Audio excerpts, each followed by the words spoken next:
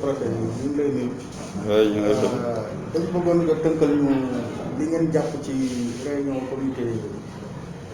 départemental de gestion des épidémies yi ngeen tëjee tamit fii ci préfecture bi. waaw ñu ngi leen di nuyu di leen sant di wax ni tey dañu amoon daje fii ñu dajale li ñuy wax comité départemental de gestion des épidémies muy kuréel bi nga xam ni moo nekk fii di topp di saytu li nga xam ne mooy feebar yi ñuy wax épidémie te muy law nga xam ni loolu moom la comité bi di liggéey ak donc nu mu koy saytoo ak di jël ay dogal pour fexe ba nga xam ni jàngoro yu mel noonu du law trop wala bu naree law ñu fexe ba du law xeex ak moom ba mu bañ a sonal askan wi bañ a sonal population bi dafa am nag ay dogal yoo xam ne aussi dañ koy jël te dogal yooyu bu ñu ko jëlee tamit comité bi dafa war a veiller à ce que tamit dogal yooyu sur le terrain ñu appliquer ko ndaxte damay fàttali rek nemmeeku nañu ci diggante décembre ak janvier ni kaawu Covid-19 yi yokku na yokku cas sévère yi yokku cas grave yi yokku ba tax na président de la République dogal ci 5 janvier mu jël dogal décrété état d'urgence proclamé na ko ci région Dakar ak Thiès ndax dañu nemmeeku ni foofu ñaari région yooyu ñoom ñu ëppale ci cas yi nga xam ne ñoo am fii ci Sénégal et ginnaaw loolu nag monsieur le gouverneur de la région de Thiès amal na réunion comité régional de gestion des épidémies le jeudi 7 janvier 2021 réunion boobu ñi ci nekkoon mooy administration territoriale beeg waa kër docteur ak waa sécurité yëpp ngir xool ban taxawaay la ñu war a am ngir xeex jàngoro bi donte ni taxawaay bi amoon nañ ko depuis ba cas bi jëkkee am fii ci Sénégal ñu ngi ci doon continuer waaye dañu nemmeeku ni naam relâchement amoon na population yi bàyyi di ko woon nañu te constaté nañu période bee daal cas yi daal ñu ngi doon di yokk te fi mu nekk ñi gën a yokk ba commencé indi njàqare ci ñenn ñi et ñu ni woon nag tey dinañu def daje fii ak ñëpp ñi nga xam ni ñoom lañ ko seqal ngir waxtaan ak ñoom ci dayoo feebar bi fi mu toll ni ci biir département de Tivaouane et waxtaan tamit ci dogal yi nga xam ni moom la ñu war a jël ngir taxaw jaamaarloo ak kii bi jàngoro bi xeex bi nag muy xeex boo xam ni ñëpp la yitteel ñëpp a ci war a dugal seen loxo muy autorité administrative mais aussi ñi nga xam ni ñoo ne ci gox-goxaat yi muy les élus maires yeeg organisation de jeunes et de femmes ñëpp ñëw ànd ak waa kër docteur ndax ñoom xëy na ñoo nekk ci kaw ci kanam di xeex jàngoro bi taxaw guddeeg bëccëg ñoom ànd ci waa ak Croix-Rouge service d'hygiène ak ñëpp mais surtout aussi ak waa ñi nga xam ne ñoo yore wàllu kaaraange bi sécurité bi ak ñi nga xam ne moom la ñuy wax les leaders d'opinion ak yeneen organisation relais yi nga xam ne ñoo nekk ci délégué de quartier yi bàjjanu gox yi organisation de jeunes et de femmes ñoom ñëpp ñu ànd ak ñoom taxawal benn plan d'action boo xam ni dañ koy dérouler tëggoon nañ ci sax benn plan d'action bi nga xam ni commencé woon nañ ko dérouler def ci ay caravane def sensibilisation ci marché yi ci gare routière yi def ay émission rajo yooyu yëpp muy ay dogal yi nga xam ni ñu ngi ko doon jël di ko tëral di ko def boobu ba léegi nag yooyu dañu woon dañ ko gën a yokkaat ginnaaw feebar bi dafa kii nañ ko gën a yokkaat gënaat ci taxaw ba fexe daal ba nga xam ni feebar bi dana dellu ginnaaw ñu ñaan yàlla ci ndimbalam suñu amee taxawaay boobu ñu fexe ba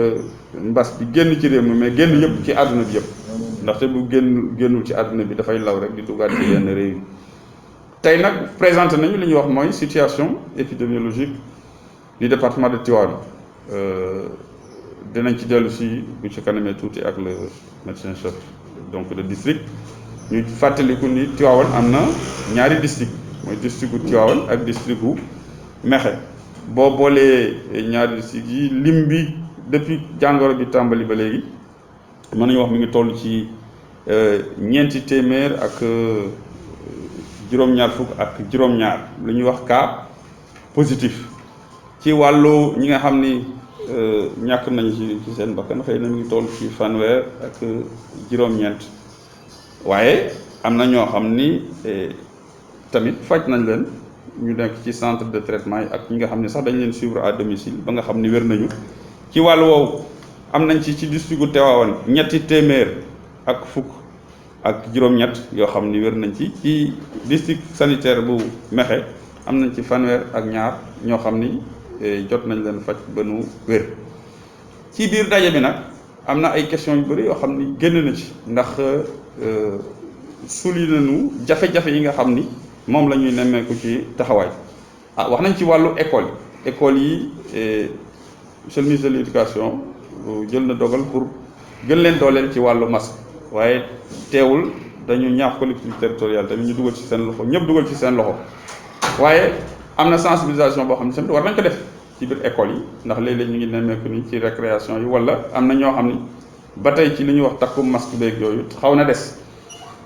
te fas yéene nañu donc def ci ay ndaje ak inspecteur de l'éducation waa Croix-Rouge ñu ko seqal ak bàjjenu gox ak waa Kër Docteur ngir ñëw yokkaat sensibilisation bi ci wàllu woowu bàjjenu gox yi ak conseil départemental de la jeunesse am na caravane yoo xam ne dañ ko doon def dañ koy defaat mais bi yoon dañ koy def ci njiitalu directrice du CEDEPS am na programme boo xam ni tëgg nañ ko dinañ ko partager ak ñi nga xam ne ñooy waa Kër Docteur parce que ñoom ñoo xam nan la ñuy xeexe jàngoro yooyu ñu joxe orientation ba ñu ànd ak ñoom ci caravane bi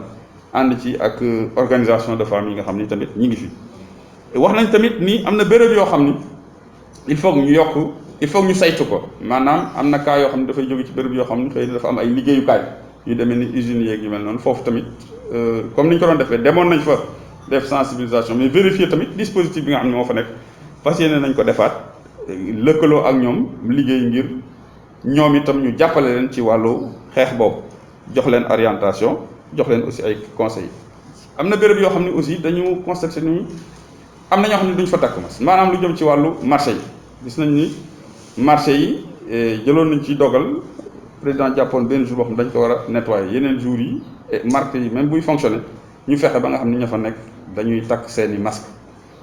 loolu nag police am na liggéey boo xam ne ñu ngi ko ciy def gendarmerie mi ngi ko ciy def dina ko gën a yokk mais dinañ ko yokk ci ku takkul masque ñu fexe ba nga takk masque boo ko takkulee am na ay daan yoo xam ne moo lay dal ci sa kaw mais du tee dañuy continuer rek sensibilisation bi xamal nit ñi ni dogal yi ñu jël mooy ñu wàññi daje yi lu demee ni ci ngénte yi dëj xew yi nit ñi dajaloo bi ñuy dajale nañ ko wàññi te contrôle bi dinañ koy gën a yokk li jëm ci wàllu terrain de sport salle de sport foofu tamit ñu xamal leen ni dañ koy tere te ñu sensibiliser jeunes yi ñaax leen ni leen defuñu ko pour mettital leen wala dara dafa fekk ni am na diir boo xam ni ñun ñëpp bu ñu booloo taxaw am benn taxawaay boo xam ni dañ koy moytu dajale yooyu loolu dana mën a ñu jàppale ci nu ñuy xeexe mbas bi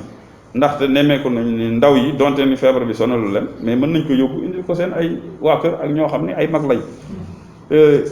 mesures yi nga xam ne nag yooyu ay mesures la dañ ko appliquer rigoureusement surtout nag ci aussi marché hebdomadaire yi parce que am nañu ay luuma fii ci biir département du Tivaouane luuma yooyu tamit contrôle bañ fay def dinañ ko gën a yokk mais luuma yi tamit am na beneen jafe-jafe bu ci am parce que am na luuma yoo xam ne xëy na naam ñu ngi ci département Tivaouane mais am na yeneen département yoo xam ne xëy na nekkuñu ci état d'urgence waaye donc ci dem beeg dikk bi dañuy ñaax force de défense et de sécurité ñu xool naka la ñuy def ñoom gën a renforcer seen contrôle parce que nit mën na jóge ci département Tivaouane dem ci beneen département jëlee fa jàngoro bi indi ko comme keneen aussi mën na jóge ci beneen ñëw jël ko fii ci circulation beeg dem beeg dikk bi daanu xool encore nu ñu ko gën a saytoo ba appliquer rigoureusement couvre-feu bi mais ñuy dem aussi ci biir marché yi force de défense et de sécurité yi ñëw ngir gën a def le contrôle. alors ci port du masque bi moom contrôle yi dana continuer ci biir région bi yëpp ci biir département bi ak ci béréb yi nga xam ne ni ñu ngi fay daje gis nañ ni arrêté yi ministre de l'Intérieur génne arrêté bi dafa ne nañu takk masque béréb yi ñu ko war a takk nag bëri na bi yoon sax gis nañ ni yokk nañ ci li ñuy wax la voie publique maanaam même booy dox ci mbedd bi sax da nga war a takk masque booy dem ci service administration moo xam ci service du secteur privé béréb yi nga xam ne jënd ak jaay la muy commerce transport public même chose mais transport privé su fekkee ni li nekk ci biir oto bi dafa mët ñaari nit port du masque bi foofu dafay devenir obligatoire donc loolu aussi dinañ ci veiller bu baax a baax te danañu lëkkaloo tamit ak ñi nga xam ne ñooy waa Croix-Rouge ñoom it ñu def sensibilisation bu baax ci biir quartier yi ci biir gox-goxaat yëpp ngir fexe daal la nga xam ni deuxième vague bi ñuy wax ni déjà ni muy demee dafa gaaw ñu am ci benn taxawaay bu am solo ndaxte fi mu nekk nii nag il faut ñu respecter mesure barrière maanaam distanciation physique bi 1 mètre ba 1,50 m di takk masque di raxasu di utiliser détergent yeeg saabu yeeg yëpp loolu am nañ yaakaar ni bu ñu taxawee ci loolu incha allah yàlla suñu borom mën nañu dimbali ñu arrêter mbas bi wala limiter les dégâts en attendant sax que ñu am vaccin comme ni ñu koy waxee am yeneen jumtuwaay yoo xam ne moo ñu gën a mën a dimbali ñu xeex mbas bi.